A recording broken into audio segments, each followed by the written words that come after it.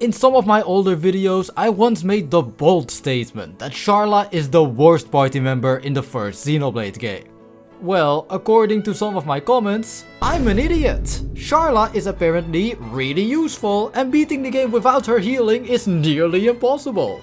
But guess what? I am never wrong, and to prove it, I'm going to beat the entirety of Xenoblade Chronicles without any healing. Which was actually way harder than I could have ever imagined. Okay, here are some rules for the challenge. 1. I'm introducing a level cap. Yes, I can grind to level 99 from the beginning of the game to easily win every fight, but that's no fun. The level cap is always the level of the boss or required fight I'm currently on, which I can easily switch on the fly thanks to expert mode. If there are multiple enemies, the cap is the level of the strongest enemy present. Rule number 2, I want to clear every battle without any of my characters dying. If I could just revive my characters, then I think it would make this challenge way too easy. And hey, if you do revive someone, they get some HP back, so they technically get healed. Rule number 3, no casual mode, and the most obvious rule, no healing allowed during battles, not from myself or from my teammates that the game controls. Okay, let's begin. I actually had some worries about the very first battle. Dixon has a heal art, but surprisingly he just never used it in any of the prologue fights. I guess Dumbman and Mumkar just never took enough damage, or maybe Dixon just secretly hates both of them. Either way, we beat the Mechon and surely we'll never see them again. We then fast forward to Shulk and Rein battling some Krabbles. Rein thankfully does not have any heal arts, and since I'm in control of Shulk, I just have to not press light heal. A bit later in the game, I can just remove Shulk's light heal from his art selection, and I'll make sure to do the same for all future characters. I'm fully expecting the early game to be rough. By the end, we'll have a huge toolkit to avoid taking damage, but for now, the plan is just to go unga bunga with my attacks. Anyways, the Mechon are back, and I guess it's up to Shulk and Rein to defeat all of them. Now this is where I already regret some of my rules. After Fiora splits up from us, we have to fight 3 Mechon. We don't have the Monado yet, so we can't damage them normally. We have to use Break and Topple to take these Mechon out one at a time, which takes forever. So that's why these guys are only level 4 while you're expected to be level 8 or so. But because of my level cap, I'm now also level 4 and this fight suddenly becomes a nightmare. I have to keep waiting for my Break and Topple arts to recharge while the Mechon are slowly beating us to death. There's this ancient meme about Rein never using his Topple art in time, and I'm certain it only exists because of this fight. But I think I might have discovered why Rein does that. When you're fighting groups of enemies, it seems that his AI prioritizes using arts that hit all around him, to make sure that he draws the aggro first. So, even if you inflict break on enemies at the start of a fight, Rein's AI will still use his area of effect arts first, and only afterwards will he use his Topple arts. Most people will say to just play as Rein for this part, so you can control when he uses his Topple arts. This is good advice on a normal playthrough, but not for this challenge run. When I finally topple a Mechon, I need to finish it before it gets up again. If I do let them live, the battle will last even longer, giving the Mechon more than enough time to kill me. I need to have Shulk's backslash ready to consistently defeat the Mechon I toppled. So I played as him and kept in mind what I learned about Rein's AI.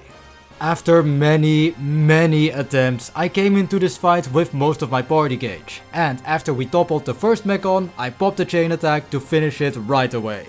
As a little bonus, we also get 1 block of the party gauge back since we finished off an enemy during a chain attack. Some time passes and Shulk's break arts are fully charged again. Rein lands a topple and we barely manage to kill the next Mechon before it gets up, so just 1 left. I also built up a whole new chain attack throughout the fight, and thanks to some good RNG, I get enough rounds to take out the last Mechon right then and there. After this, the rest of the Mechon attack basically proved no problem. So, Shulk gets the Monado, we witness peak fiction, and then our adventure truly begins. If any of you want to do this challenge for yourselves, then keep in mind that your skill trees can have some techniques on them with healing abilities. Once you learn those skills, there's no way to turn them off or to remove them, which basically ruins your entire run. On any normal playthrough, I would always choose Shulk's left skill tree first, because that one has a very important skill for chain attacks. But I can't get it on this challenge run since it's preceded by other skills that heal us, which is essentially a small nerf. Anyway, we set off to check out Colony 6 and meet our second roadblock, a whole legion of spiders. This fight gave me so much trouble that it actually made me change one of my rules. I originally made my level cap equal to the weakest enemies in group battles. Yeah, the only thing this achieves is making every group battle ridiculously hard. And I eventually realized that if I kept this rule until the Arachno Queen fight, I'd have to be level 7 while that boss is level 12. I wasn't gonna do that to myself and I changed the rule to what I have now. So the cap for this fight is level 9. In my underleveled runs, Shulk died a lot because some spiders decided to target him out of nowhere. So I played as Rein for this fight. I want to be in full control of the aggro so Shulk takes as little hits as possible.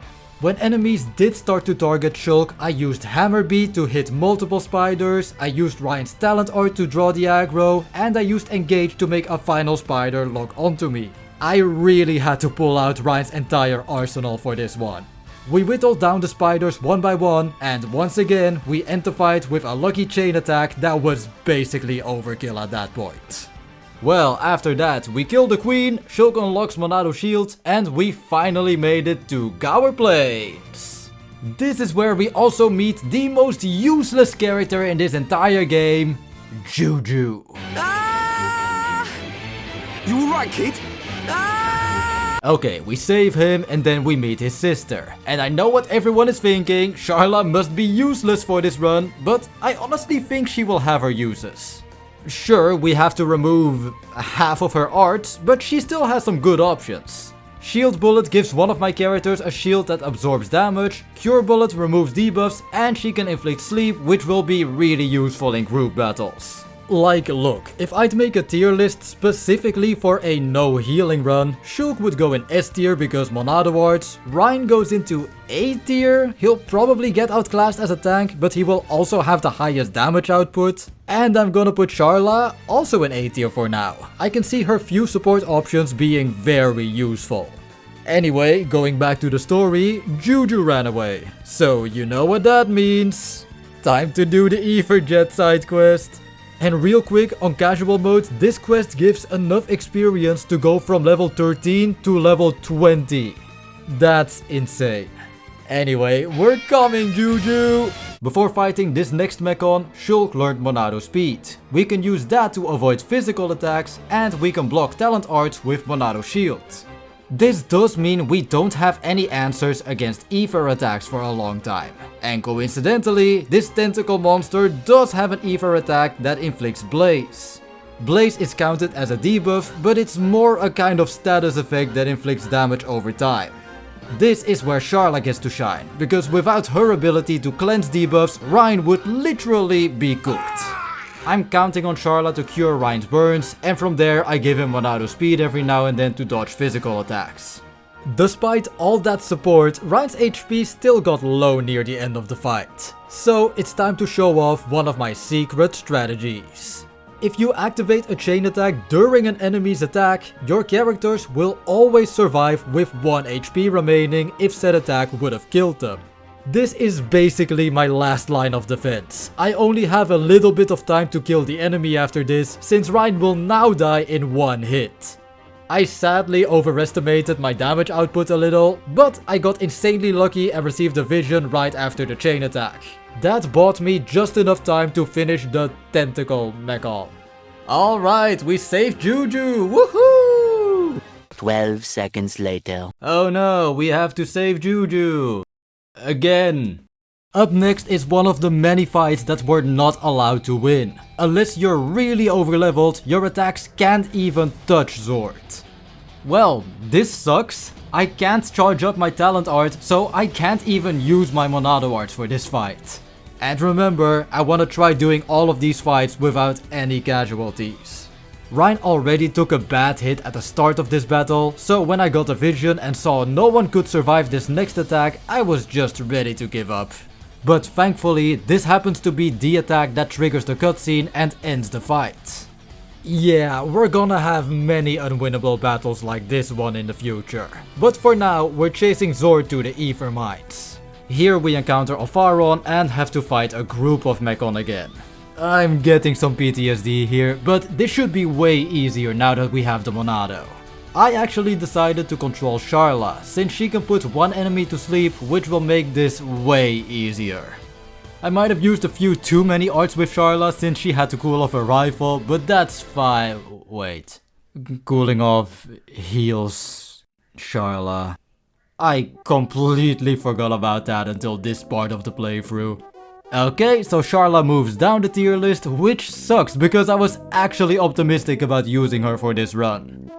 I did look back at all previous fights, and by some miracle, she was always at full HP when she cooled off her rifle. So she technically didn't heal herself because there was no damage to heal. But yeah, in the future I either have to make sure Sharla stays at full HP for entire battles, or I have to prevent her from cooling down. So back to the present, I did the battle again as Sharla while doing almost nothing this time. I put a shield on Rein, put one enemy to sleep, and then put my controller down. And from now on, Sharla's art layout looks like this. Unless I control her myself, I just can't risk putting more arts on her, since that makes her more likely to cool off her rifle. Yeah, let's just save her brother already. We've done this song and dance before. We need to inflict break and topple on Zord, but we can only do that during chain attacks. The amount of enemies that Zord spawns is random, but I actually prefer it if he summons more of them, since that means I can fill up the party gauge faster. If I manage to hit 3 Mechon with Monado Buster, I basically get a whole block of the party gauge already. From there I start a chain attack, and once again, with some luck, I manage to keep him down for long enough and do enough damage so the cutscene bails me out. Shortly after that I kill Zord for real, and then we get the majestic return of Dixon and Dunban. I ended up doing something I've never done before on any previous playthrough. I put Dixon on the bench here. I had no choice because he has a heal art and I have no way of stopping him from using it. Man, he's just one of the worst party members. So I used the team of Shulk, Dunban and Rein, which will be the team that I'll use for most of the game from this point onwards. Despite the dream team reuniting, this fight still gave me some trouble. I barely defeated the last Mechon, and thankfully a Telefia came to our rescue. Shulk then got a vision of our next destination, Prison Island. Oh, and by the way, Dunban is S tier for this challenge run. He is a dodge stack, so when he has enough agility, he will just avoid every physical attack. It's still impossible to dodge Ether or talent arts, but physical attacks are by far the most common, so once I max out his agility, he will be nearly unstoppable. Outside of that, he also has great synergy with Shulk and Rein. Shulk and Dunban can stack their defense debuffs so Rein can hit even harder. Rein and Dunban can stack their topple arts, while Shulk and Rein can stack their daze arts to immobilize enemies for basically forever. Yeah, just saying this now, I'll avoid relying on topple locking, because making sure the enemy can't attack you for the entire fight will make battles way too easy. So after glazing my dream team for all that time, I'm not using it for the next boss battle. Yeah, I'm using Sharla again for the boss of Sato Marsh, because it has a poison attack that I need Sharla's cure and shield bullets for. See, Sharla is not useless, but she is going on the bench for most of the game now. Our next stop is Magna Forest. We encounter an unconscious Melia, and Shulk says he will find some crystals for her alone. Why would you go alone, Shulk? There are 2 tanks that could have gone with you. You die if enemies sneeze on you. Okay, because I knew this would happen in advance, I made sure to give Shulk all of my strongest equipment. And then we get our next party member, Elvis. Man, this guy sucks. Only 2 arts? Yeah, F tier. Elvis is horrendous at drawing the aggro, so if I didn't put all my best equipment on Shulk, he would have definitely died in this battle. But even with my high defenses, the Telefia's Ether Scatter attack still deals an insane amount of damage. So, it's time to pull out my secret strategy. Yup, every time I got a vision for Ether Scatter, I ran away until I was out of range. After that, these Telefia basically have no other attacks I have to worry about. So I made sure Elvis kept the aggro and then I won easily. Elvis then disappears on us, but in exchange we get Melia, who is an A tier character. It will sadly take a while before I can show you why she's so good. She gets most of her best arts only at higher levels, but I promise she will get her chance to shine. So, Melia wants to slay a Telefia, and for that we need to get the help of the one, the only, Heropon Ricky. Normally I would never recommend using Ricky as the tank, because he will never draw the aggro. But hey, this Telefia fight is not that hard and I want to use my new characters. So let's talk about what Ricky can do. He is basically a jack of all trades, master of none, with a whole bunch of goofy arts. His talent art, for example, steals something from enemies. Ricky can either steal an actual item or part of the enemy's stats that he will then give to himself. This includes strength, ether, agility, and even HP. Wait, what? You've got to be kidding me. Yep, this hurts. I love Ricky, but I'm benching him for most of the run. There's no way to remove a character's talent art, and I don't want to deal with the small chance of him healing himself in every battle. I'll use him if the situation calls for it, but I'm sorry man, you're going into Charlotte here. Oh no! So, Shulk, Melia, and Rhine defeated the Telefia. Now we can finally accompany Melia back home and get one step closer to Prison Island. Melia then leaves us for a long time, and we have to do some fetch quests, like defeating 4 lizards. I'm not kidding, this is one of the hardest fights in the whole run. These Chromars have some ridiculous attacks.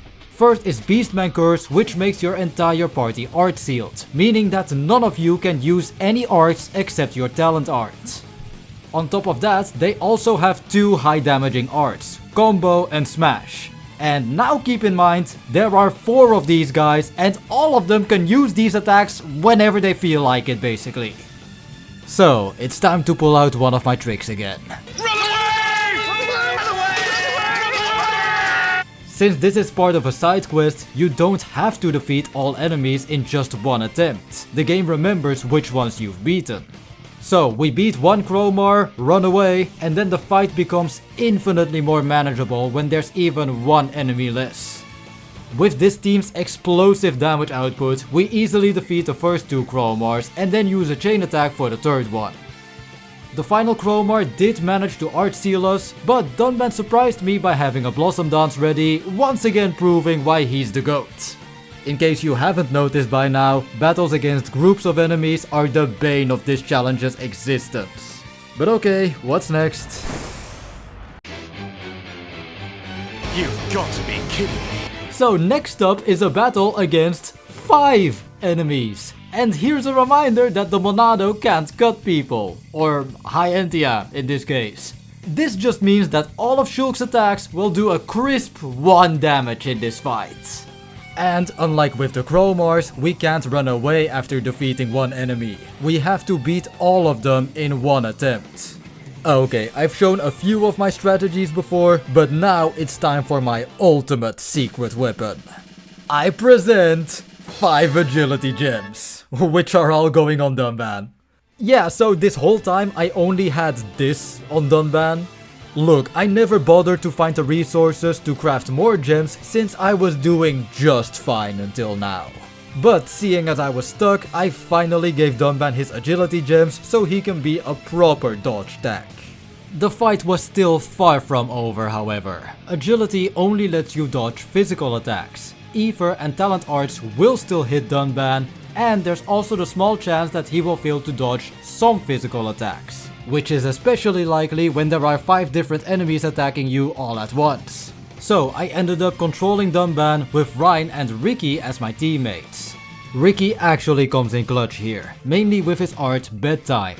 All other sleep arts only affect one target, but Bedtime can somehow put multiple enemies to sleep. The only downside is that Ricky also puts himself to sleep, but that's more than worth it. For the rest, Ricky provided some chip damage and support with his debuffs. I simply had to keep an eye on his HP to make sure he didn't heal himself again. Ryan's role in this battle is to do what he does best, dealing unga bunga big damage. I did remove all his arts that hit multiple enemies however, because I want Dunban to take as much of the aggro as possible. The combination of Dunban's agility, Ricky's support and Ryan's damage was enough to finally get me through this battle. Anyway, remember Melia? Yeah, we need to play as her during her trials in the High Entia tomb.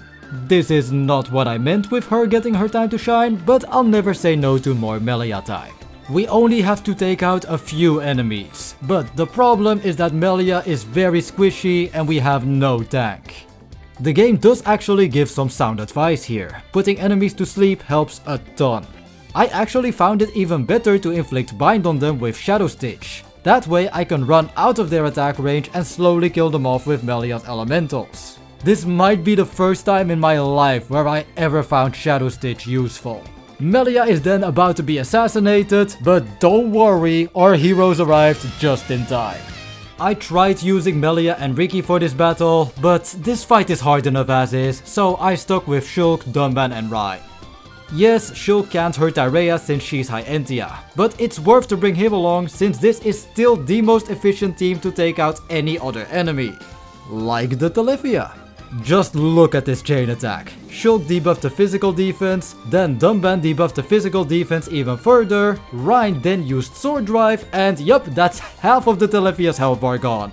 There's no other team in this game that can consistently do this much damage in chain attacks. As soon as the Talithia went down, the fight was basically over. I spammed Shulk's positional arts against Irea to farm chain attacks, and the damage from my teammates was more than enough to finish it.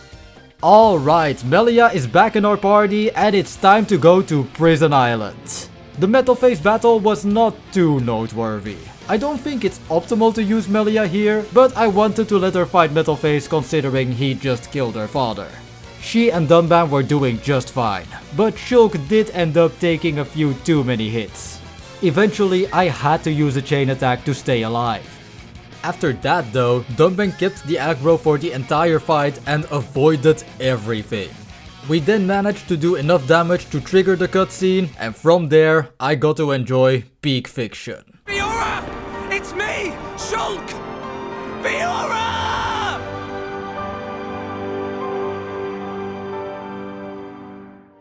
Fiora is still alive, so let's go to Mechonis and get her back. First we have to cross Valak Mountain. Oh, and I think there's like a dragon here that we need to defeat.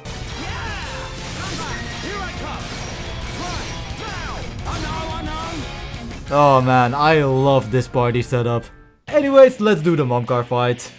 At this point, Dunban can basically dodge every physical attack. And I actually have to worry more about Shulk, because Momcar can easily kill him with just a few auto attacks.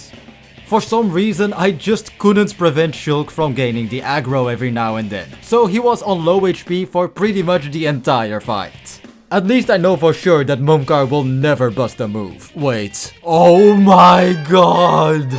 Looking back at this footage, I could have easily just used Monado speed on Shulk, but I think this outcome is way cooler. Here we go! Yeah! Melia, it's up to you! Leave it to me, Dunban! Leave it to me! I would have defeated Momcar for the second time now if he didn't keep using my running away strategy. Bro, get your ass back here.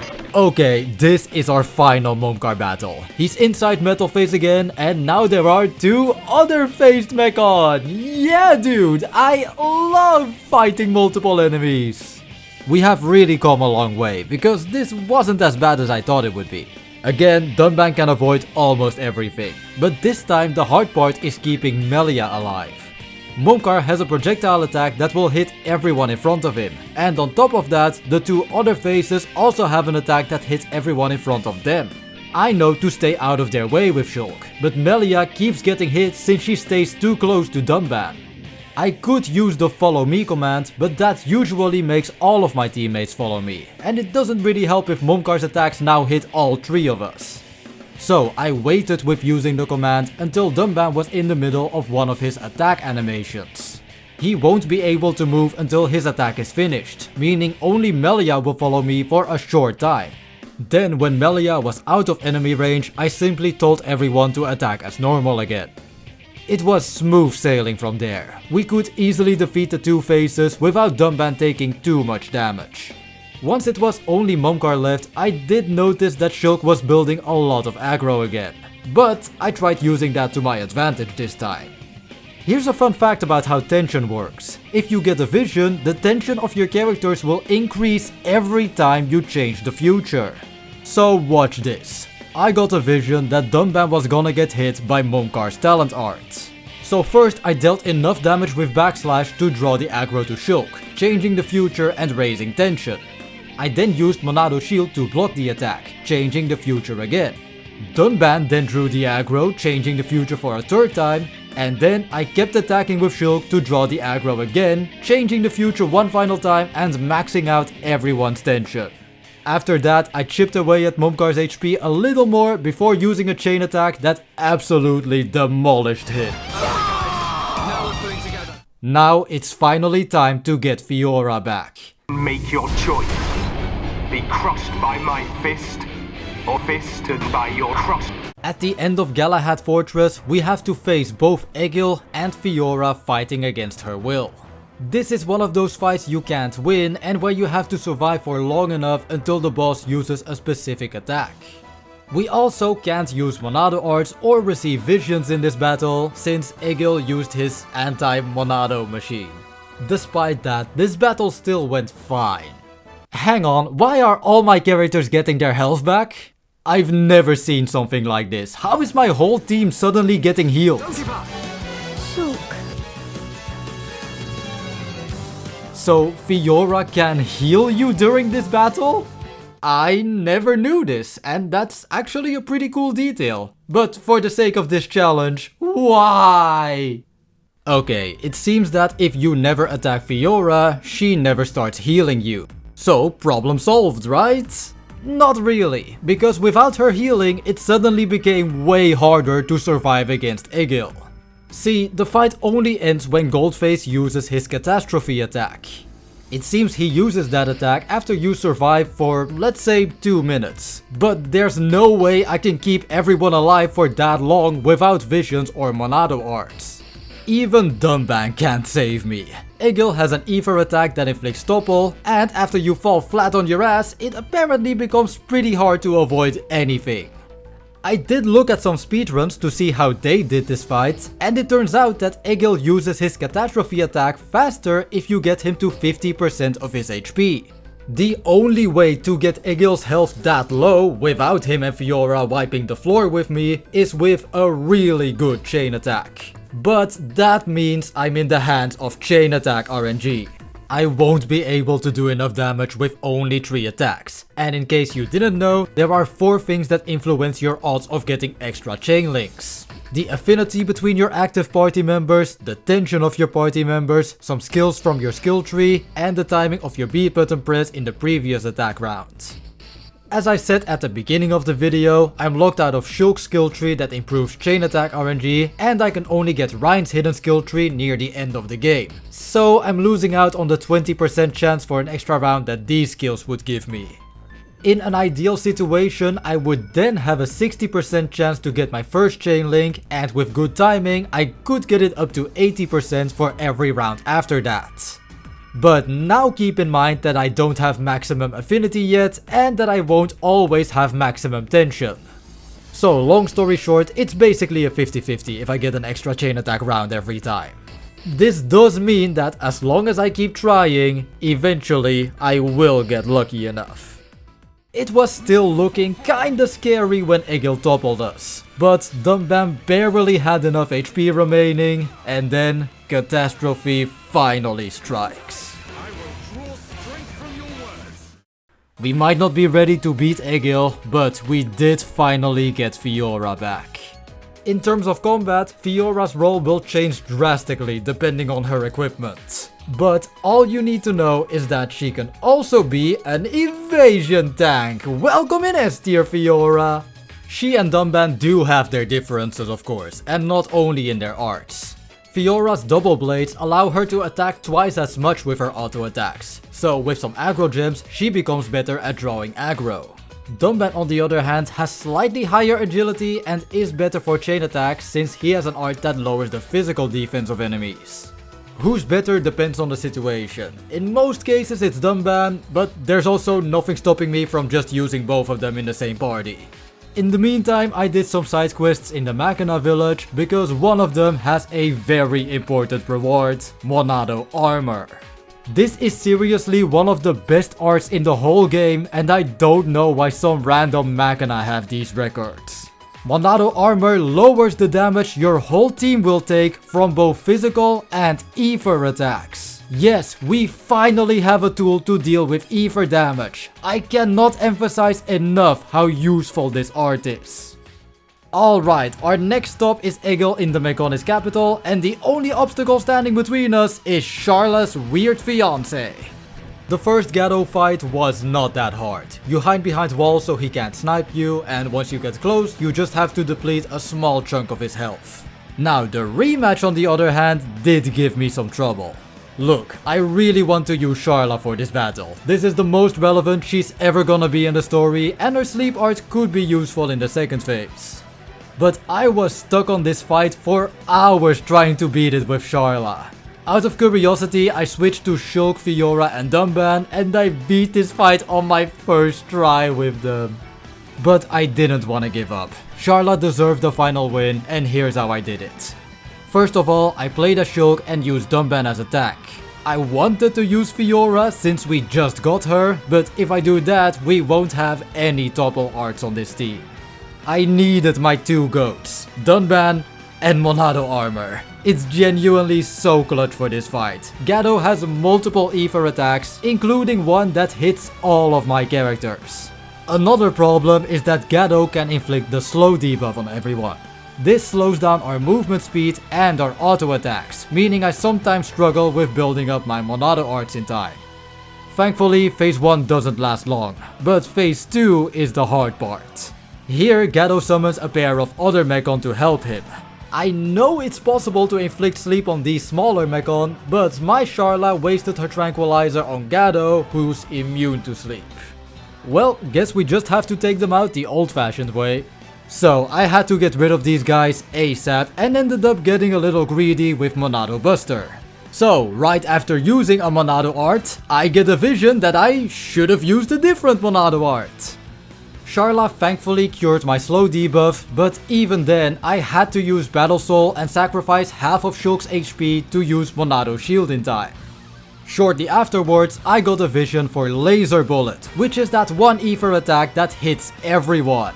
Even with Monado armor, I wasn't sure if Shulk would survive this, so I had to stop Gato from doing this attack in the first place. I activated a chain attack and inflicted Daze on him. This stops the attack from the vision altogether and usually makes the enemy choose a different attack once they snap out of the daze. I'm honestly surprised that this is the first time this playthrough I had to use this, but I guess that goes to show how many different ways there are to avoid taking damage in this game. From here, the fight was basically over, and that marks the final time I'm ever gonna use Sharla in this run.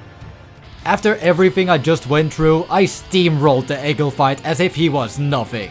His Yaldabaoth fight is again one of those unwinnable fights, but we did just fine and had no trouble surviving for long enough. Now, let's have a battle against him that we can actually win. This final fight against Egil was brutal, and not even because of Egil himself. He can summon other Mechon in this battle, and the ones you have to look out for are the Exterminators. Yeah, these guys definitely live up to their names. They have a strong ether attack, a strong talent art, and a physical attack that can hit everyone. Egil will always summon two of them at once, and they can kill any of my characters in a matter of seconds. This becomes worse after I get my vision that Egil will destroy the bionis. I now can't get other visions until I save the bionis. So now I won't get any warning when the Exterminators will attack me.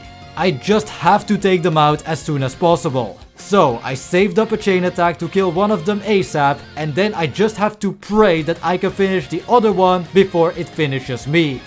After beating them and saving the bionis, I'm somehow still not in the clear because Ego can just summon more of them later in the fight. So I just popped the chain attack and all I had to do was trust the dream team. Just like that, Egil is finally defeated. And now, the true enemy reveals himself. This 1v1 between Fiora and Zanza is another one of those fights where we can't win and have to be saved by a cutscene. This time, however, we don't need to wait for a specific attack. We just have to lower Zanza's HP to about 80%. On a normal playthrough, this fight is actually almost unlosable. Fiora is programmed to always survive attacks with 1 HP here. But then, I made a horrifying realization. Is that all? You are a pathetic excuse for a god! Man, what is it with Fiora and causing me to get healed all the time?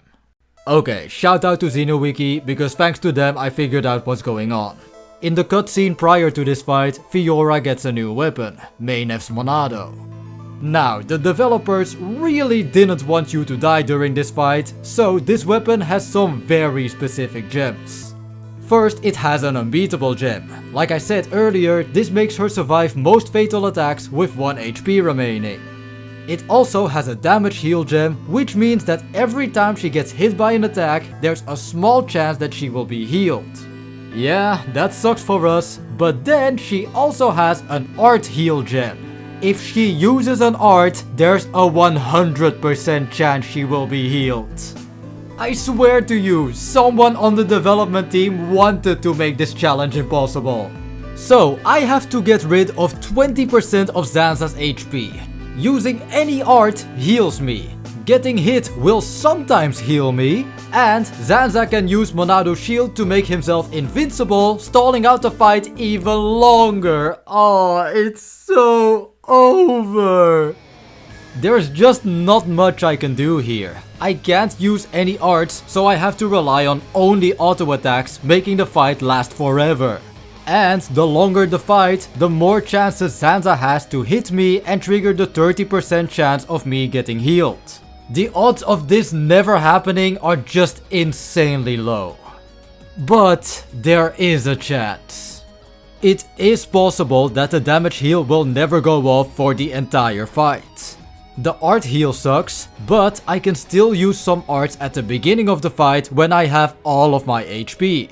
It's not much, but at least I can still spam 4 or 5 arts at the beginning of the battle. From then I have to rely on my auto attacks to finish the fight.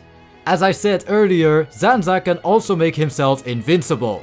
So when he uses shield, it's best to just run away so that there's a smaller chance that you'll get hit by any of his attacks. This fight still took forever, so I decided to reset to before the Yaldabao fight and give Fiora all my strength gems. The more damage she can dish out, the bigger the chance that I can wrap this fight up before I get healed. I also changed around my arts. I equipped second gear and speed shift. Second gear will buff the power of Fiora's next used attack. I made sure she came into this fight with her Sword Drone's talent art fully charged, so I can do as much damage as possible with this one attack. I can then use speed shift, which has 2 upsides. For one, it gives Fiora haste, which makes her auto attacks much faster. Secondly, it gives her a chance to perform double attacks, which is basically an auto attack with double the swings. So I can use a max power sword drones before I get hit and then watch Fiora unleash a flurry of auto attacks. I think I've optimized this as much as I could. I should be able to finish this fight as fast as I can now. But even then, the battle sometimes ends after Zanza attacks just once. The odds are still stacked against us. But as long as we keep trying, eventually we will succeed. I feel... You are a take this! What? I feel like I could beat anyone. Is that all you've got? I can do it. I Is know that I all? can.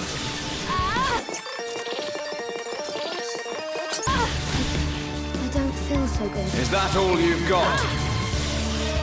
Is that all you've got?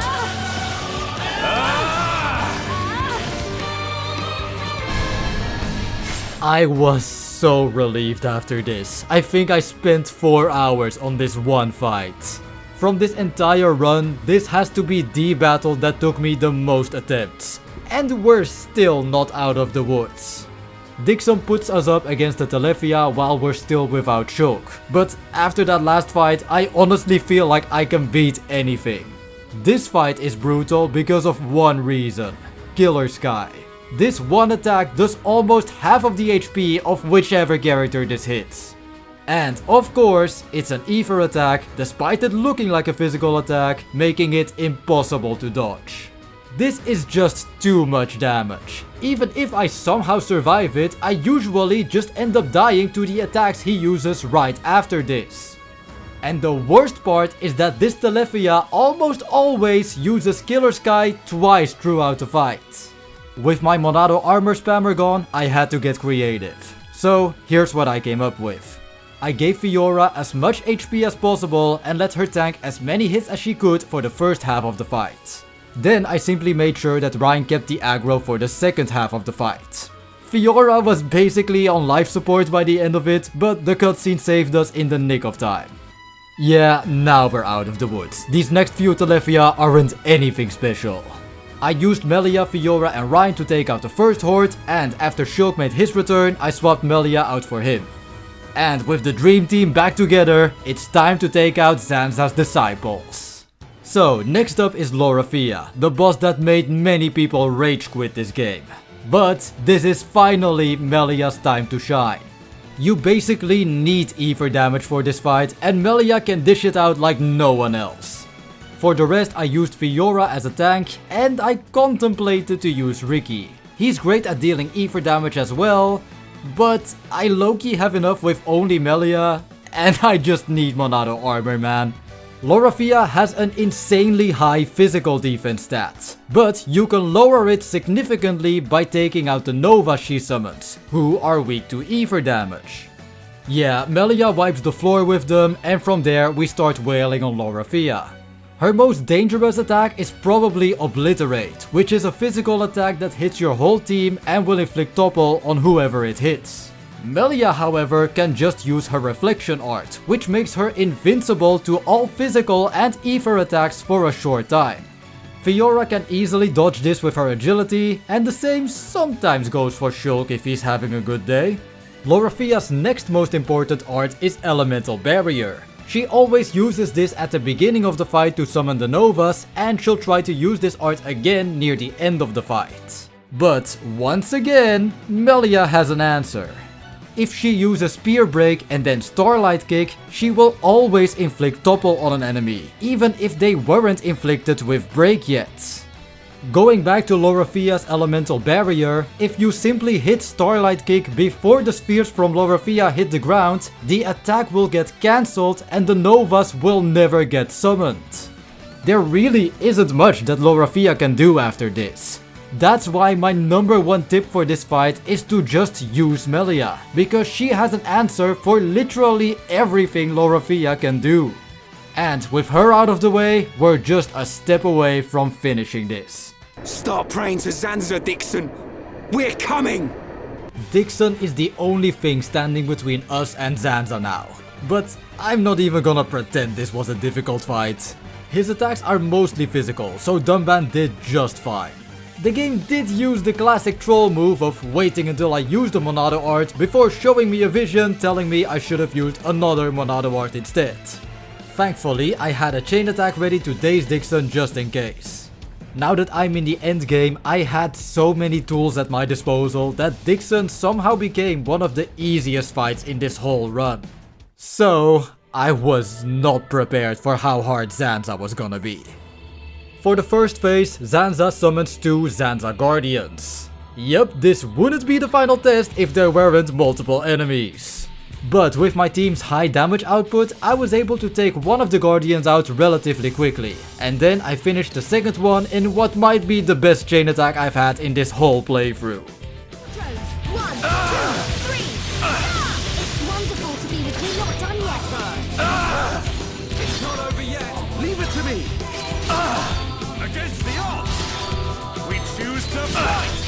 awesome dance! It's not possible! But here comes the part that's actually difficult. In the second phase, Zanza has multiple ether attacks, including his auto attacks. This makes evasion tanking pretty much unviable from now, since Zanza can throw out an ether auto attack every few seconds. Since Fiora has slightly more HP, Dunban can take a well-earned break, and I'm bringing out Rein again. So, just like in the early game, this battle is basically on a timer. Zanza can only hit us so many times before we run out of HP. But Zanza also nullifies one of my other strategies. He's immune to daze, so I can't use that to get around visions. Hell, at some points he's even immune to topple. This is because Zanza's World Reconstruct can give himself the Craze debuff. This increases his attack and makes him immune to topple. So, since taking damage is just unavoidable, I'm basically relying on Rein and Fiora to alternate taking hits while I spam Monado armor and react to visions. There's just one problem with my strategy. Right after using armor, I swear I always get a vision telling me I should have used a different Monado art. Because of this, Fiora lost most of her health relatively early on in the fight. But thankfully, Rein can still act as the tank, and with his massive damage output from chain attacks, I can basically guarantee that he'll keep the aggro. When I got my next vision, I was ready with Monado shield to block all damage. So, of course, before I could use armor again, Zanza used Black Hole. That's an ether attack that hits everyone and heavily nerfs my whole team's defense. This forced me to activate my chain attack because, yeah. With Rein and Fiora barely hanging in there, I had to make the most of this chain attack. I toppled Zanza to buy some time, and from there, the only thing I could do was trust the Dream Team. Okay, my turn! It's not over yet! My turn.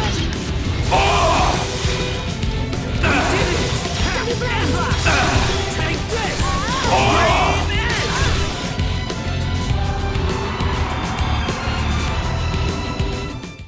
When I started this challenge run, I never thought I would learn so much about this game.